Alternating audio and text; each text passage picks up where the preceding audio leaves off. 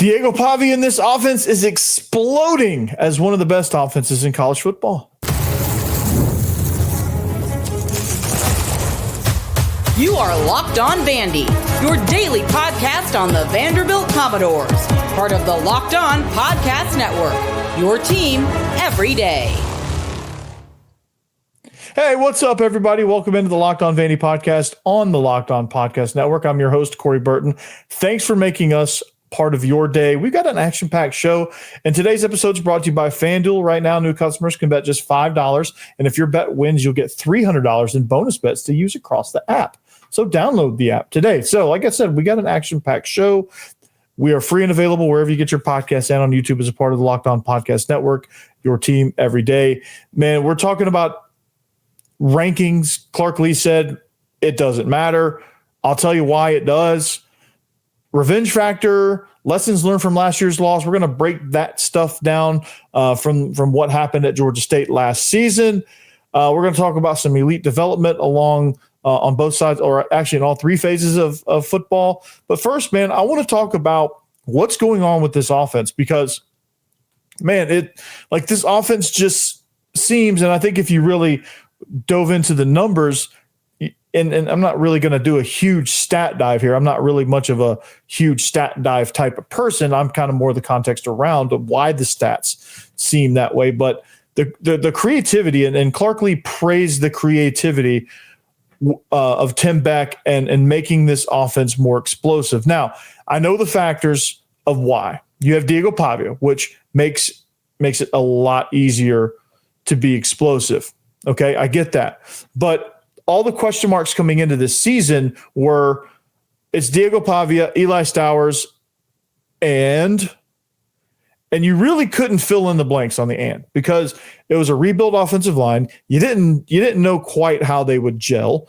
The receivers, you had no clue who was going to step up. Like you didn't have a 5'7", 140-pound freshman on your bingo card. You certainly didn't have the D2 transfer contributing the way he did. And you certainly didn't have, that being the focal point of the offense. And Eli Stowers, albeit clutch, he really hasn't had the explosive impact that he normally does. And I think that's not necessarily because of him. I think there's a lot of factors involved in that, but you really didn't know how this running game was going to respond because everyone saw this offense as one-dimensional coming into this season. So to say that this offense is exploding and its creativity and all that stuff, it is still, I don't want to say surprising because I'm not surprised per se, but I think it did. I don't think anyone thought it would be to this level to where you would score 31 points at South Carolina. You would score 44 at Virginia Tech, and obviously do what you did against Charleston Southern because, Vanderbilt usually gets bored in those games and you don't really ever score above 30 points, and those games become unusually tight. So I don't think we saw any of that coming from this offense, but here we are. And the questions we had coming in, they've all been answered. This offensive line is dominant. They are physical. They maul you. And they're getting better in pass pro each and every week.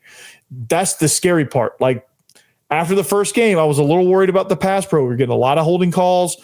Guys weren't really communicating. Some blitzing stuff was getting through. First half of Virginia Tech, some blitzes were getting home. There was some pressure there. They had some good run blitzes. Like it was kind of inconsistent at Virginia Tech in the first half. And then it seemed like after halftime, the last 6 quarters for this entire team, but focusing on the offense specifically, has just been like there was a switch flipped and they just got pissed. And they were just mauling you. All through those 6 quarters, they scored, let's do the math here, 44 and 31. That's 75 points over the last 6 quarters. Actually, no, it would be 65 points over the last 6 quarters because they had scored 10 in the first half of the Virginia Tech game. So they scored 34 and they scored 31 for 65 points. Holy cow, in the last 6 quarters. They've won 65-7 in the last 6 quarters. That's unreal. And those last 6 quarters, second half at Virginia Tech, 4 quarters at Williams-Brice Stadium. That's amazing. And honestly, the creativity that he's praising is this. Okay, you have guys obviously that you can do some things with. This offensive line is crushing people. You have weapons on the outside like that can go get it. Like Trey Richardson can make those clutch plays. And honestly, if you look at the team stats up to this point, I think when you they're better on third down. They were 50% against Virginia Tech, or not Virginia Tech, but against South Carolina. I'm looking at some stats now. You have let's look at some team stats here. Offensively, scoring, you've got 40 points a game averaging. You've got 120 total points. First downs, you've got 70 of those. Third down percentage, you're converting at a 60% clip. Fourth downs, you're 2 for 2. It's just your total offense. You're averaging. Let's see, 609. So you're averaging 203 yards per game on the ground, 228 yards through the air. So it's a really balanced offense. And you've got, I think, 431 yards per game in total offense. So, I mean, and these stats, you could say they're inflated by Charleston Southern, but they did it in 3 weeks. So there's a thread on Twitter that I really liked. Coach Dan Casey. He did a showcase of Vandy's best concepts from the South Carolina game. And you see everything that I was talking about in the offseason, everything I was talking about since day one, since Tim Beck was hired, like what he was going to bring to the table. You saw a little bit of it last year, but I think when injuries piled up and you had a lot of backup guys in, I think they got more vanilla until guys got healthy. And that kind of affected them down the last stretch of the season. And then, when they got back to the bowl game, you saw what the first half of the season's offense looked like last season. That's improved. And the creativity is this: they're moving pre-snap. They have different concepts now. They have, their run concepts have been improved. I think they did a deep dive into what worked, what didn't work, and I think they're getting to the things that that they feel like they're good at, like down blocking and pulling. Like I think that's something gap schemes that they really enjoy doing, and they're really, really good at that.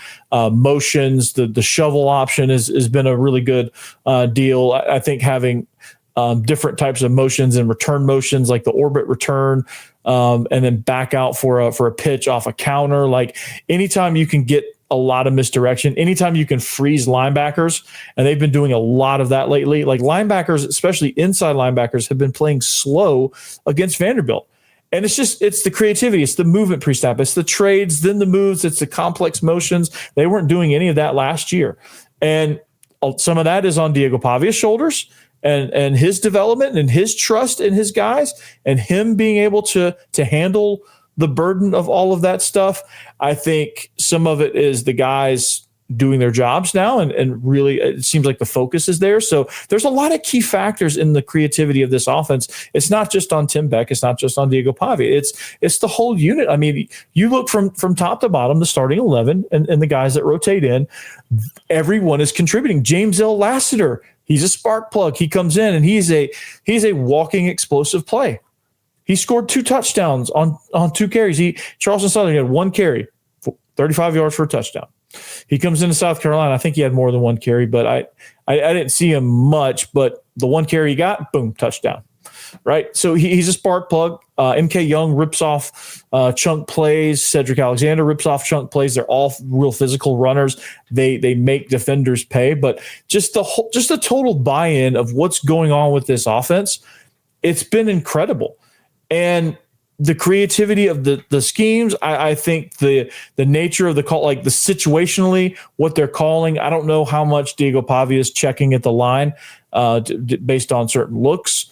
But nonetheless, he seems to be checking into right plays if that's the case. If not, Tim Beck is calling some gems here. And it's you have a coach that's situationally aware. You have a coach that understands, okay, this guy can do this guy can do this. Let's feature both of those things, or whatever the case may be. Like let's get Eli Stowers pushing downfield because we know he's a nightmare problem. Like those type of things, he knows where to go with the ball. He knows he has a great understanding of not only how to be creative in his play designs, but how to apply those play designs in a real game situation, because you see a million of these offensive coordinators that can draw up really nice looking fancy plays on the board, but situationally, they just don't have enough awareness to be able to use them.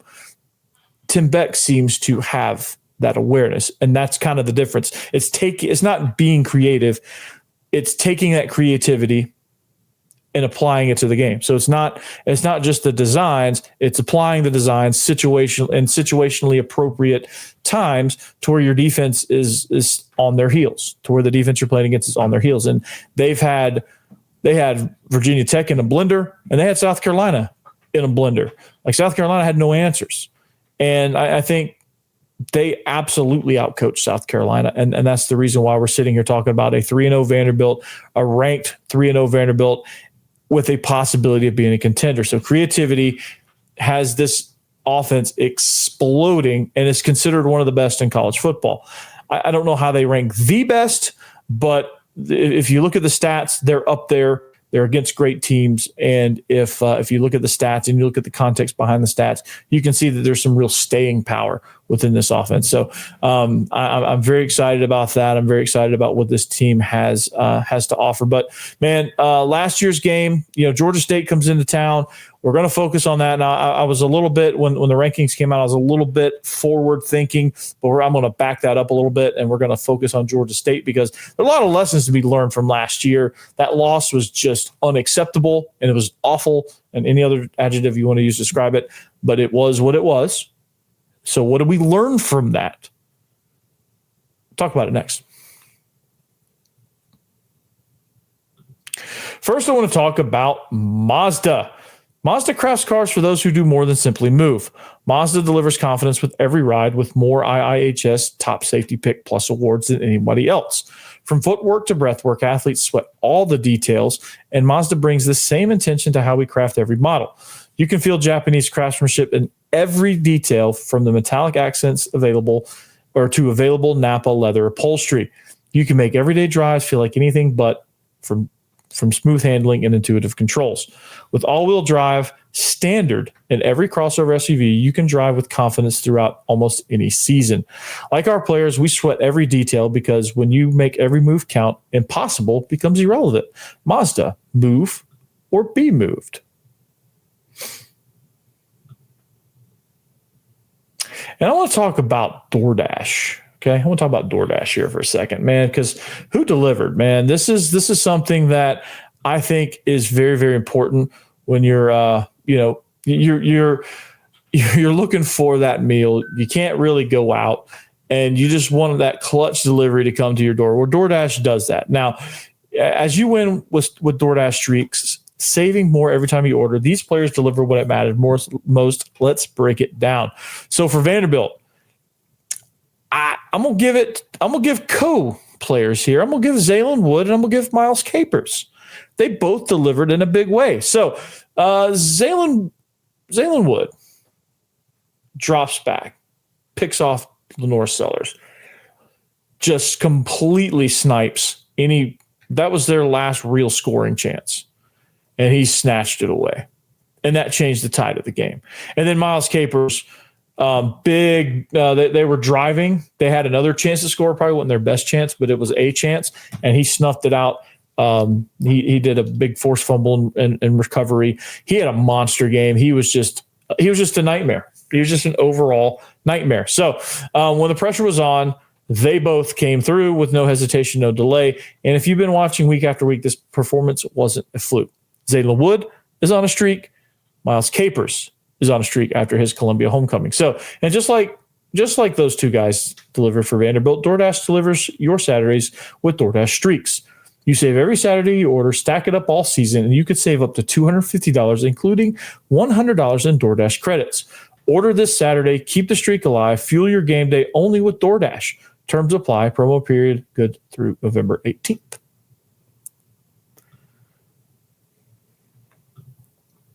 Thanks for making Locked On Vandy your first listen each and every day. If you need a second listen, Locked On SEC with Chris Gordy, place to go. Breaks down the SEC in a phenomenal fashion. If you missed any of this week's episodes, go back and check it out. I had Juwan Williams on yesterday's episode, so be sure to check that out. He had a lot of great things to say. I think he's going to be a regular guest before he starts his coaching career. And so that's going to be a lot of fun as we go through every Monday or actually it would be every Tuesday's episode with Juwan Williams. So I look forward to that. But I want to talk about last year, man, because last year's game is something, and last year's game it's odd. Okay. But also, given the way Vanderbilt's been over the last decade, it was kind of that last on previous Vanderbilt's brand, right? Previous Vanderbilt, who was like scraping the bottom of the barrel, was just completely in the tank, like couldn't do anything right, couldn't quit stepping on their own toes and tripping over their own feet, or whatever analogy you want to use. Like, it was bad. Even in Clark's first year with East Tennessee State, and like those type of losses, those type of games. That's what this Georgia State game was last year, right? That was kind of the last hurrah, because they went on a tear after that. But what did we learn from last year's game? Okay, now to determine what we learned, we have to kind of go back through it. And I know it's like you don't really want to do that, but looking back at last year's game, what was the biggest thing that happened with Vanderbilt? And it was mindset. They went into it cocky. They went into it undisciplined and sloppy, and just kind of their cockiness turned into kind of an apathy, and just kind of they were just head in the clouds. Like, there wasn't much there to draw from, and they just weren't focused. It was a weird atmosphere. It was a dark, the stadium the lighting was terrible. The weather, I think, had been pretty bad leading up to the game. Like, they didn't really want to go down there. They didn't want to be there in the first place. They didn't really want to practice that week. They were feeling themselves after starting 2-0 with a big win over Virginia Tech and a massive blowout against Alcorn State. They were feeling good about themselves, and they just got humbled. That's what happened. They got humbled. They were sloppy, lots of penalties. They never really put their foot on the gas at all, and they did on a couple of occasions. They took the lead, and you're like, okay, they're going to stabilize now to be fine. Like, this is just one of those sloppy start games. It'll be fine. And then they just never really turned it on. And the lesson from that is you got to come out of the gate swinging. And I think last year's Georgia State game really kind of fueled how they played against Charleston Southern. And I know Charleston Southern is pretty pitiful. They're bad. And that played a factor into it. But they were sharp coming out of the gates in that game. Like, they just it looked like that game mattered to them. And they've got to feel that way this time. This game has to matter too. This game has to be something that obviously they've circled on the calendar, because it was a loss. It was a pretty embarrassing loss. And that revenge factor is there. That's going to be part of it, right? That's going to be part of why I think they do come out sharp, because Georgia State, they have a quarterback rotation, which is weird. They have TJ Finley, and he just signed like a few days ago. It feels like he's been pretty sharp, and DJ Brown is the other guy. They've been doing. It's worked for them. They've had some success with that. So you're going to see that, and you're never really going to get a good feel for who's playing quarterback. But both of those guys like to throw. I don't think they love to run, so that's good. They have a good couple of running backs, Amos and Branson Robinson, who's an absolute unit. They have Ted Hurst, who was the guy that caught the deep ball last year. He's probably one of the most talented receivers they'll face. Just he can go. He can flat out get up and go. And they, unlike South Carolina, they like to throw the ball over the top to him. They like to push it deep. So Vanderbilt secondary's got their work cut out for them as far as communication, because if you can make, I think as an opposing offensive coordinator, no matter who you are, and and even though talent sometimes overrides this thing, you're going to have a lot of success moving the ball and giving yourself opportunities if you can continue to make the defense communicate in short time. Because things break down in communication. As we know, that's human nature. And so if you can force them to make quick decisions, they're going to make a wrong decision. And if you're patient enough, you're going to be there to take advantage of that. If you're patient enough, you're going to be right there, right opportunity, right time. That's when opportunity meets what I forget the exact name, but it's the definition of luck. When opportunity meets a mistake, or I don't know.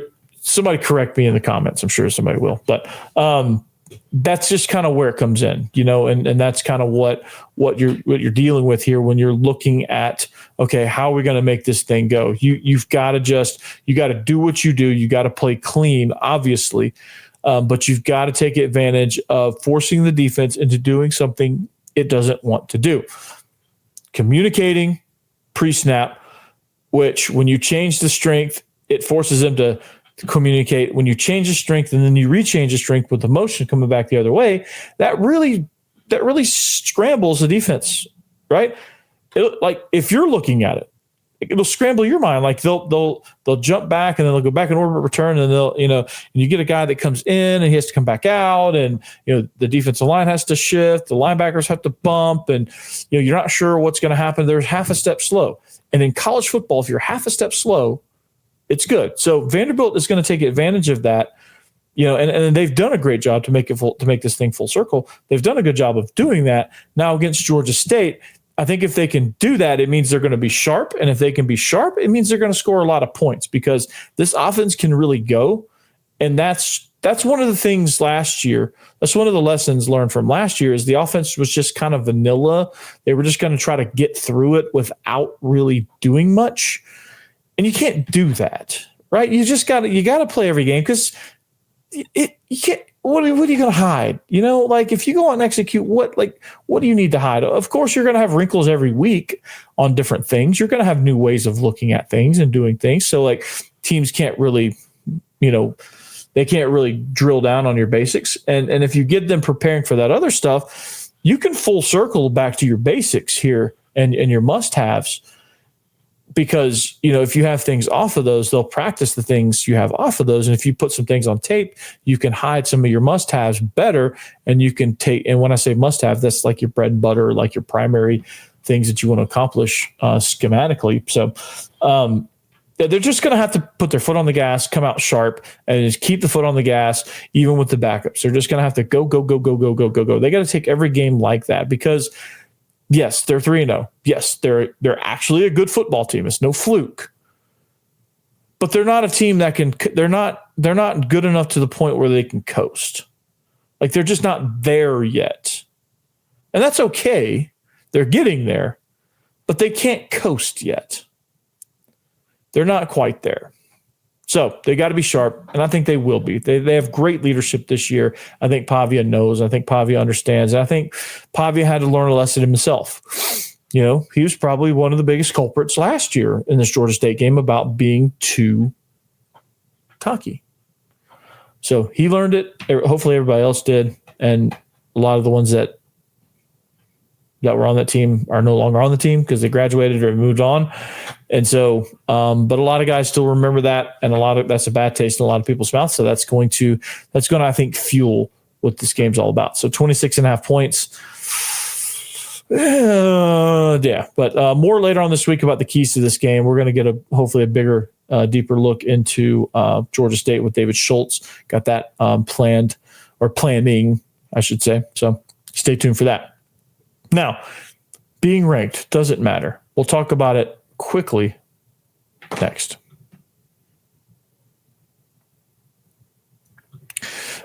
Speaking of quickly, I don't know how quickly, but most people can't name all their financial accounts or even what they're worth, whether it's 401ks, properties, or investments. And when you don't have the full picture, you can end up leaving money on the table. Nobody likes to do that. That's why there's Monarch Money. It's an all-in-one personal finance tool that brings your entire financial life together in one clean, easy-to-use interface on your laptop or your phone. Monarch is built for people with busy lives. If you've put off organizing your finances, Monarch is for you. Monarch does the heavy lifting for you. You can link all your accounts in minutes, see clear data visuals, get smart categorization of your spending, and finally feel in control of your money without ever touching a spreadsheet. Man, honestly, when you look at it, I can, I'm not really saving that much. Monarch would be a perfect tool for me.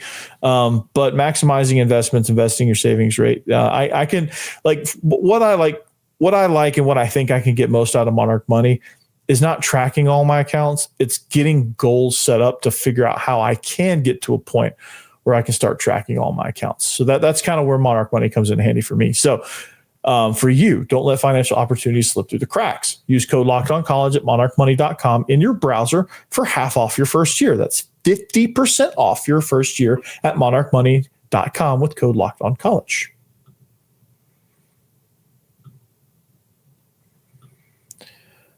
All right, wrapping up the show. It's Locked On Vandy at Locked On Vandy on all social media platforms. Make sure you make that follow. It's a fun follow. I've been a little more active. I've been kind of doing some back and forth with some. I don't know. I'm getting more involved in it. It's getting fun. So make sure you follow that. But Clark Lea said what I thought he would say about this question. He answered it exactly like I thought he would. He even knows it. He even knows that he's being predictable when he says this. So I'm gonna translate what he really wants to say, because he can't say it. He knows he can't say it.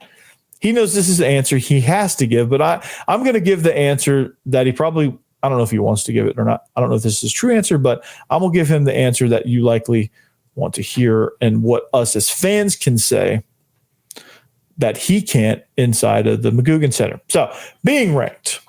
Does it matter? He said doesn't matter, but I'm asking, does it matter? What does it matter? Why is it important? Why is it not important? We're going to answer all those questions real quick. All right. He said it doesn't matter. And in a sense, he's exactly right. Week 3, after week 3, going into week 4, it doesn't matter. Being ranked 20th now has no bearing on anything. It just means you're in a better position later if you keep winning. So the key is to keep winning, and then it will matter. But why it does matter is this. There's a little thing called recruiting, and there's a little thing called the transfer portal. Now, there's not really any action in the transfer portal, but you know there's a bunch of kids, players, whatever you call them. There's a bunch of guys out there that are thinking about getting in the portal. They know it. There's linemen out there. There's playmakers out there. There's guys like Trey Richardson out there going, hey, I'm going to get in the portal. Let me start poking around. Let me start looking around at some opportunities. Well, you look at Vanderbilt, and you see an offensive line that's about to depart. Probably a couple of them to the NFL, and a couple of them are just going to run out of eligibility. You look at Vanderbilt as an offensive lineman.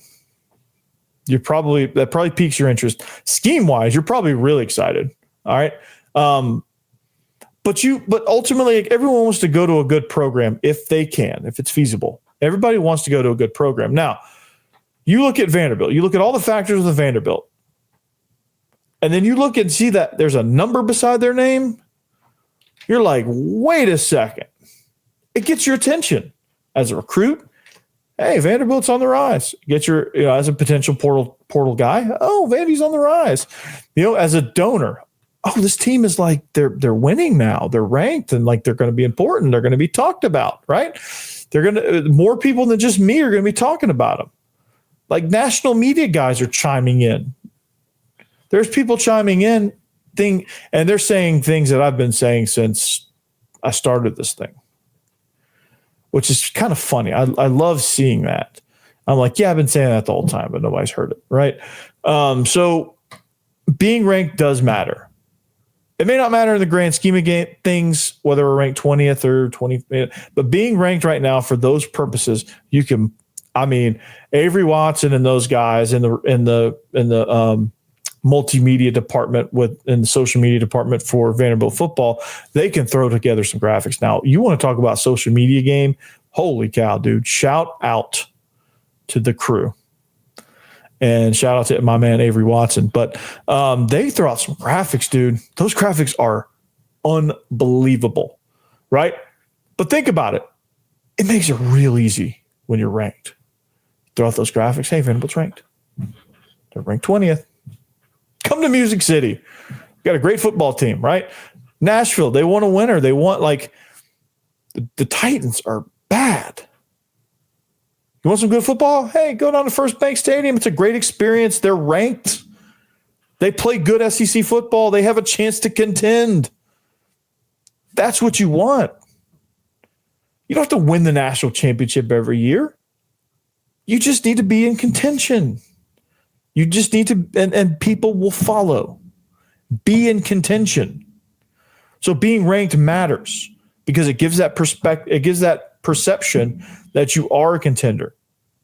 Now, the way to make it not matter again is to now lose right away and go back out of the rankings. But if you want to make it matter, you just keep winning. You win more than you lose. And so you go into Bama 5-0, you have a chance. You're right. That number will be a little higher. You have a chance. It all comes full circle. Does it matter right now? For Vanderbilt football's sake, no, it doesn't matter. For Clark Lea's sake, from his perspective, no, it doesn't matter. Because they're just going to put their heads down. They're going to play Vanderbilt football. But if you're the recruiting staff, if you're Barton Simmons, if you're fans out there, it does matter because it gives you something to be excited about. Right? And that's all you need to take it for at this moment. It's not life or death. It's not, this determines nothing. But it does give you something to be excited about. It does give you a reason to say, hey, this team is good. This team might be for real. And that's the spark that you need to make this thing go. Because you can ignite and take back over First Bank Stadium, which you've never done. You can get better recruits in here. You've got guys donating now. Like Jawan said, Casey Hayward donated $1 million to NIL. Jordan Matthews might join the staff. He's been around a lot. He might join the staff. I've got no inside information on that. There's no source telling me that, but just his presence, his continued presence, leads me to believe that there's something in the future here for him, which I'm all for that. So I would love that. So whatever that role is, I don't know. That's just speculation on my part. That's based on absolutely nothing. It's based on something I would absolutely love to see. So, but with that. That's Locked On Vandy. And Amazon Fire TV college football kickoff show is a massive success. Drake Toll, Jesse Holley, Coach Gary Patterson. Great show. If Vanderbilt's 5-0 and they're coming into a ranked matchup against Alabama, I'm going to go ahead and lobby it now. Put me on, please. That would be great. So until next time, Locked On Vandy, anchor down. Peace.